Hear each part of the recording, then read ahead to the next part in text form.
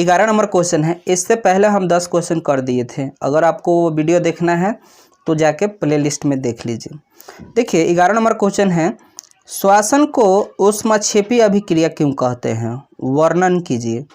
ठीक है, देखिए हमें जीवित रहने के लिए ऊर्जा चाहिए।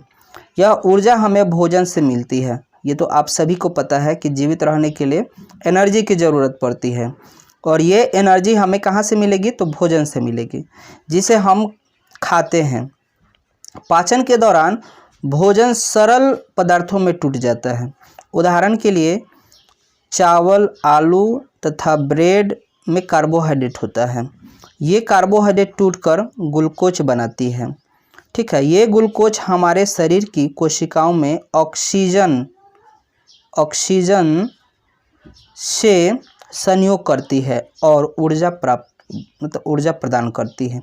इस अभिक्रिया को ही विशेष नाम श्वसन है। ठीक है, और देखिए यहाँ पर ग्लूकोज है, ऑक्सीजन से क्रिया किया, कार्बन डाइऑक्साइड दिया, जल दिया और ऊर्जा दिया यहाँ पर। ठीक है, और चूँकि श्वसन अभिक्रिया में ऊष्मा निकलती है, अतः श्वसन अभिक्रिया ऊष्माक्षेपी अभिक्रिया है। आप लोग समझते करते हैं कि ऊष्माक्षेपी अभिक्रिया किसको कहते हैं, तो जिस अभिक्रिया में ऊष्मा उत्पन्न होती है, ठीक है ना, निकलती है, उसको ऊष्मा। तो श्वसन में ठीक वैसे ही काम होता है, उसमें भी क्या है, ऊष्मा निकलती है, तो इसीलिए ऊष्मा क्या बोलते हैं, श्वसन को हम लोग ऊष्माक्षेपी अभिक्रिया कह देंगे। ठीक है, चलिए अगला क्वेश्चन जो है, देखिए क्वेश्चन यहाँ पर बोला है कि जिंक सल्फाइड को हवा की उपस्थिति में गर्म किया जाता है तो क्या बनेगा। तो देखिए यहाँ पर जिंक सल्फाइड को हवा की उपस्थिति में गर्म करने पर जिंक ऑक्साइड और ऑक्सीजन गैस बनते हैं। यहाँ पर देखिएगा जिंक सल्फाइड और ऑक्सीजन से तो जिंक ऑक्साइड बना और सल्फर डाइऑक्साइड बन गया। ठीक, चलिए अगला क्वेश्चन जो है, कार्बन डाइऑक्साइड गैस को चूना जल से प्रवाहित किया जाता है तो क्या बनेगा। तो देखिएगा कार्बन डाइऑक्साइड गैस को चूना जल से प्रवाहित करने पर कैल्शियम कार्बोनेट का सफ़ेद अवक्षेप बनता है, जिससे चूना जल दूधिया हो जाता है। तो यहाँ पे देखिएगा क्या है, कैल्शियम कार्बन डाइऑक्साइड है और चूना जल ये है। ठीक है, और इसको क्रिया तो कैल्शियम कार्बोनेट बन गया, जिससे और उसके बाद जल निकल गया और इसका रंग जो है चूना जल दूधिया हो जाता है। ठीक, अगला क्वेश्चन जो है, प्रकाश अपघटन अभिक्रिया से क्या समझते हैं, एक उदाहरण से समझाइए। देखिए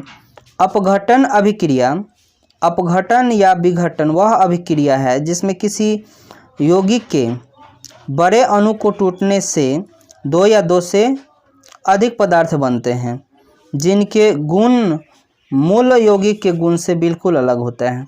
आपको पता है कि जब मान लीजिए ये कार्बन डाइऑक्साइड है, ठीक, ये टूटता है तो हमें कार्बन मिलता है और ऑक्सीजन मिलता है।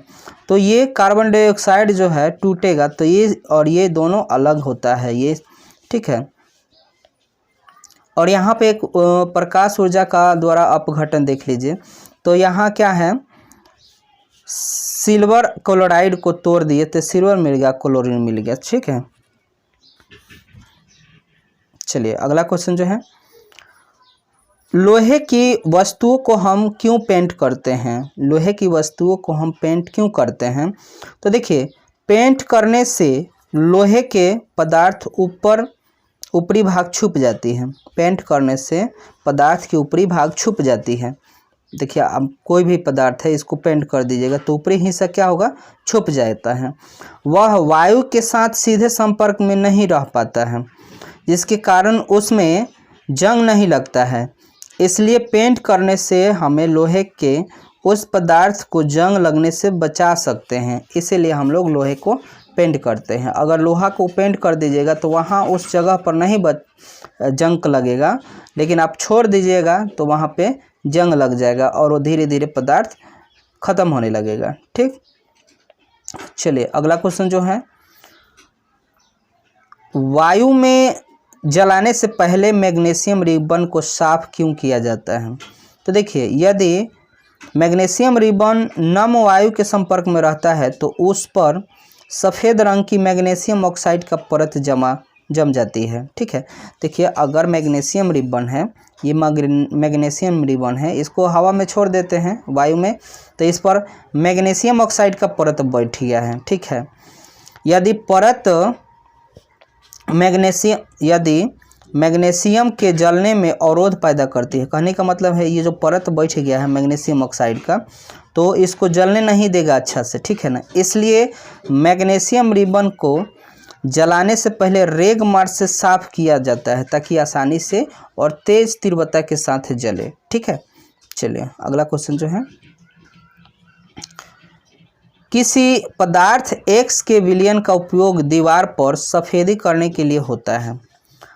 तो आई नंबर सवाल जो है, पदार्थ X का नाम एवं सूत्र बताइए। तो देखिए समझिएगा, यहाँ पर X पदार्थ है, पदार्थ X का नाम कैल्शियम ऑक्साइड है तथा सूत्र क्या है, ये रहा CaO, कैल्शियम ऑक्साइड। ठीक, अब यहाँ पे बात 2 नंबर में बात, ऊपर I में लिखे X पदार्थ जल के साथ क्रिया करके क्या बनाता है, यहाँ पर देखिएगा कैल्शियम हाइड्रोक्साइड बनाता है, जल के साथ क्रिया करके कैल्शियम हाइड्रोक्साइड बनाता है। ठीक है, चलिए अगला क्वेश्चन जो है, तेल एवं वसा युक्त खाद्य पदार्थों को नाइट्रोजन से प्रभावित क्यों किया जाता है? तो देखिए कहने का मतलब है तेल और वसा वाले खाद्य पदार्थ को नाइट्रोजन से प्रभावित किया जाता है, क्योंकि देखिएगा तेल एवं वसा युक्त खाद्य पदार्थ को वायु रोधी बर्तन में रखने से उपचयन की गति जो है धीमी हो जाती है, मतलब ऑक्सीकरण उसका कम हो जाता है।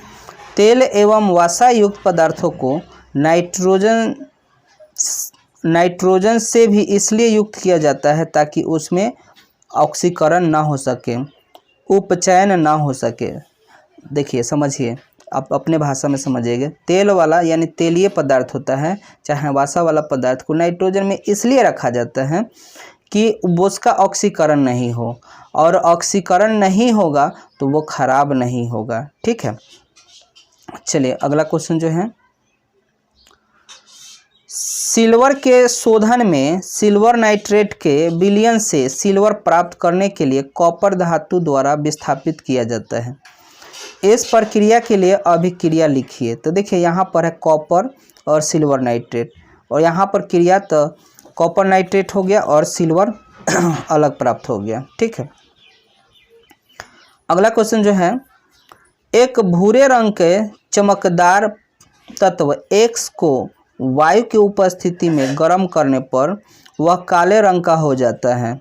इस तत्व X एवं उस काले रंग की यौगिक का नाम बताइए। तो देखिए यह तत्व X जो है कॉपर है, क्योंकि कॉपर ही है एक भूरे रंग का चमकदार तत्व है जो वायु की उपस्थिति में गर्म करने पर काले रंग का हो जाता है, क्योंकि यह O2 के साथ अभिक्रिया करके कॉपर ऑक्साइड बना लेता है, जो कि आप यहाँ देख सकते हैं, कॉपर प्लस O2 तो कॉपर ऑक्साइड यहाँ पर बन गया। ठीक है, चलिए अगला क्वेश्चन जो है, निम्नलिखित रासायनिक अभिक्रिया के लिए संतुलित समीकरण लिखें। तो देखिए हाइड्रोजन प्लस क्लोरीन